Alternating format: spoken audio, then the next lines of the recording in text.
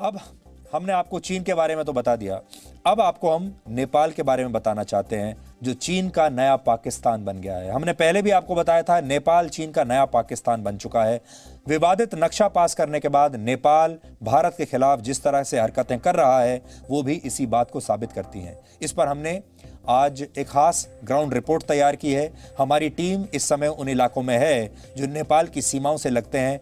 देखिए हमारी खास ग्राउंड रिपोर्ट नेपाल से, जिसमें हम आपको ये बताएंगे कि कैसे अब एक नेपाल के गांव पर भी चीन ने कब्जा कर लिया है, लेकिन चीन को इस पे कोई आपत्ति नहीं है।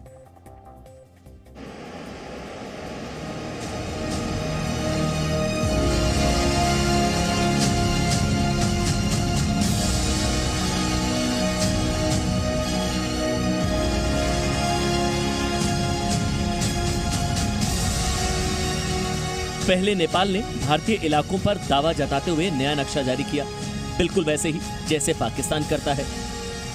फिर नेपाल के सेना प्रमुख ने भारत नेपाल बॉर्डर का दौरा किया, बिल्कुल वैसे ही जैसे पाकिस्तान के सेना प्रमुख करते हैं। फिर नेपाल ने भारत के खिलाफ दुष्प्रचार शुरू किया, बिल्कुल वैसे ही जैसे पाकिस्तान करता है। यानी कि नेपाल पूरी तरह से पाकिस्तान के नक्शे कदम पर चल रहा है और खुद को चीन का नया पाकिस्तान साबित करने में जुटा है। लेकिन क्या भारत और नेपाल के लोग नेपाल सरकार की इस चाइनीज चालबाजी से खुश हैं?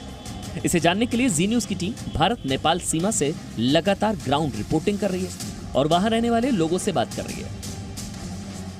नेपाल हमारा एक भाई है। हम चाहते हैं कि हमारे नाते रिश्ते पहले की तरह सामान्य हो। हमारा रोटी बेटी का रिश्ता है और हमारे देवी देवता का रिश्ता है।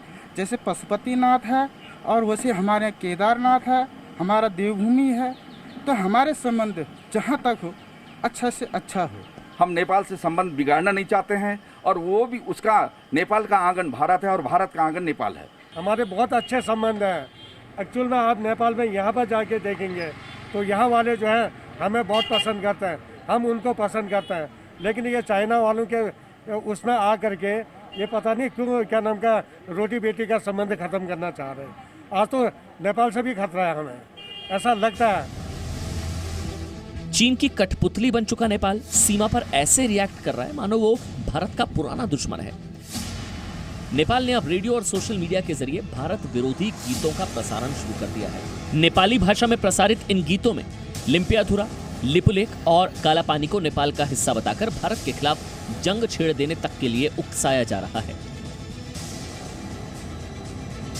एफएम में और जो है यहाँ के नेपाली चैनल्स वगैरह में कुछ गाने प्रसारित हो रहे हैं जो कि जिसमें कि वो कहते हैं कि हम जो है हम लिपुलेख, काला पानी और लिम्पियाधुरा ये हमारा था, हमारा है और हम उसको वापस लेंगे। और ये सब सुन के हम लोग को तो यहाँ अच्छा नहीं लग रहा है। नेपाल की हरकतों से सिर्फ भारत में ही गुस्सा नहीं है, भारत से सटे नेपाल के दार्चुला में भी ओली सरकार के खिलाफ प्रदर्शन हो रहे हैं। नेपाल की जनता ओली सरकार की इस बात से नाराज है कि भ्रष्टाचार के मुद्दे से ध्यान हटाने के लिए वो भारत के साथ सीमा विवाद कर रही है। ओली सरकार ने भारत नेपाल के बीच रोटी बेटी के संबंधों को भी तोड़ने की कोशिश की। नेपाल ने नागरिकता कानून में बदलाव किया, जिसके बाद अब जब कोई भारतीय लड़की नेपाली युवक से शादी करेगी तो उसके साथ 7 साल लगातार रहने के बाद ही नेपाल की नागरिकता मिलेगी।